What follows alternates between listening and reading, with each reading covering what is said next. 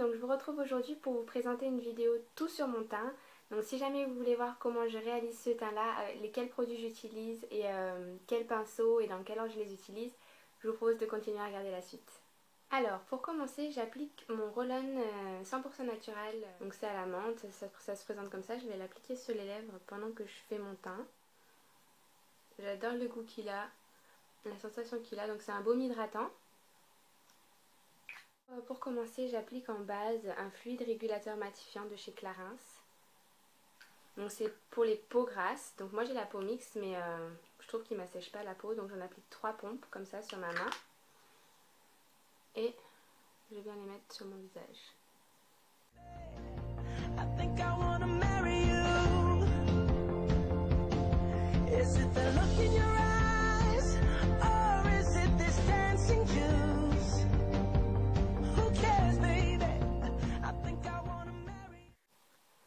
Ensuite j'attends qu'il sèche en général quelques minutes, donc je fais quelque chose d'autre en attendant, puis je reviens appliquer mon fond de teint. Donc il s'agit du Evermatte de chez Clarins, donc qui est un fond de teint matifiant. Moi j'ai la teinte Honey, c'est la 110. C'est censé être oil free, donc pas de résidus gras quand vous l'appliquez. Moi je trouve que c'est vrai. Donc j'en applique une petite noisette. Il n'a pas une très forte couvrance, vous allez voir. Mais je trouve qu'il fait quand même bien son boulot, pour ce qui est d'unifier le teint, je trouve qu'il fait quand même bien son boulot. Donc je l'applique avec un pinceau Real Techniques de Samantha Chapman. Je sais pas lequel c'est, voilà, c'est Expert Face Brush. Donc le voici. Donc j'en prélève sur mon pinceau, j'en mets sur un peu tout mon visage et ensuite je vais estomper tout ça. Alors l'odeur de ce fond de teint j'adore, ça sent le concombre.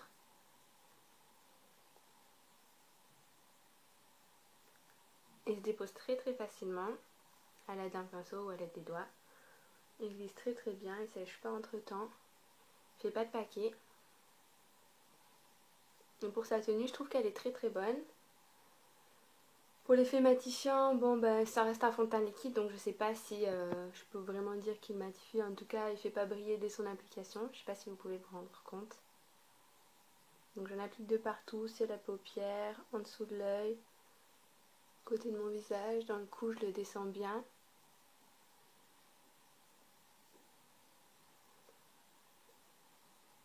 Et voilà pour l'application du fond de teint.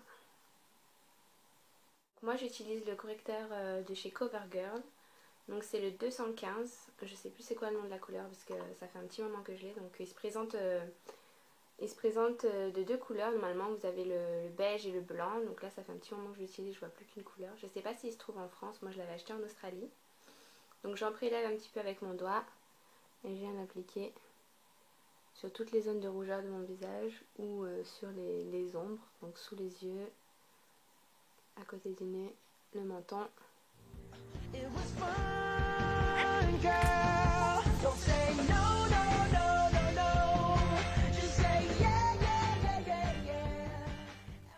Alors j'ai essayé de le faire au pinceau, d'étaler le concealer, mais vraiment je préfère qu'avec les doigts, je trouve que le rendu est beaucoup plus naturel avec les doigts. Donc je sais pas si vous avez un pinceau qui est vraiment génial, moi je trouve que le rendu est beaucoup mieux. Ça vient se fondre avec le fond de teint complètement. Voilà, après avoir appliqué mon concealer, j'utilise la touche éclat de chez Clarins, l'éclat minute, pardon. Non. Donc je tourne un peu pour faire sortir la matière et je l'applique cette fois-ci que sous mes yeux.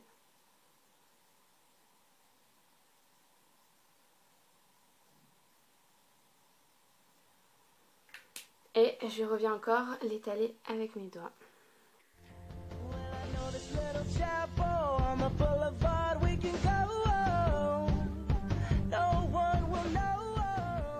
Voilà, donc là j'en ai fini avec la partie liquide du teint, donc on va maintenant poudrer tout ça. Donc pour cela j'utilise mon pinceau Sigma qui est le F30 Large Powder, donc le voici. Et ma poudre Mineralise Skin Finish Natural en Medium Plus de chez MAC. Donc cette poudre je la trouve pas géniale, moi pour l'instant je l'ai donc je la termine. Mais je trouve pas qu'elle ait un effet matifiant très bon, donc il faudrait que j'en trouve une autre comme je disais dans une autre des vidéos. J'aimerais mieux trouver une poudre libre qui fasse que matifier la peau et non pas rajouter encore de la poudre. Donc j'en applique de partout. J'étale bien aussi pour pas que ça fasse de plaques de poudre. Et ensuite j'aime bien venir avec mon petit pinceau Real Techniques encore qui est le setting brush pour venir en déposer vraiment juste sous les yeux pour vraiment que ça arrête de briller.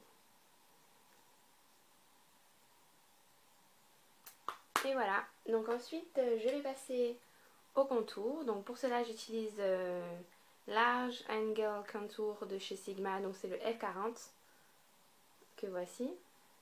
Donc il est un peu misoté, c'est pour ça que je l'aime bien pour les contours. Et j'utilise une poudre Maybelline, donc c'est la Bronzing Powder. Je sais pas s'il y a plusieurs teintes. Je vois plus rien derrière tellement ça fait longtemps que je l'ai. Donc j'en prélève un peu sur mon pinceau. Et j'en applique ici, donc je fais le poisson. Je viens en appliquer juste dans le creux ici. Pour dessiner mon visage.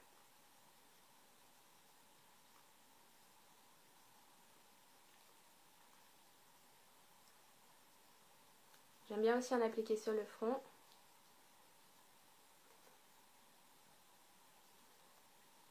Donc pour raccourcir un peu mon front, lui donner un peu de dimension. Et enfin sur le contour de mon visage. Voilà, donc si jamais j'en ai trop mis ou si jamais j'ai fait n'importe quoi, je vais estomper avec mon pinceau poudre. Et pour terminer tout ça, le blush. Donc là pour la démo je vais utiliser un blush que j'aime beaucoup en ce moment, c'est le Yves Saint Laurent Blush Radiance. Je sais pas la teinte que c'est, je crois que c'est la teinte 3 ou 4. Là c'est pas marqué sur le packaging. Bon, c'est un rose, hein. Voilà. Donc je viens en appliquer avec mon F50 Duo Fibre de chez Sigma. Donc j'en prélève sur mon pinceau.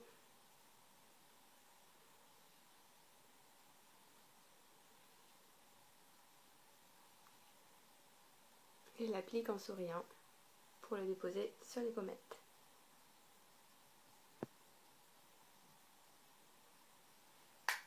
Voilà les filles, j'espère que cette vidéo vous aura aidé. Si jamais comme moi vous avez la peau mixte à grasse, que vous aurez pu voir un peu les produits que j'utilise, la manière dont je les utilise. Et on se retrouve très vite pour une prochaine vidéo. Bye!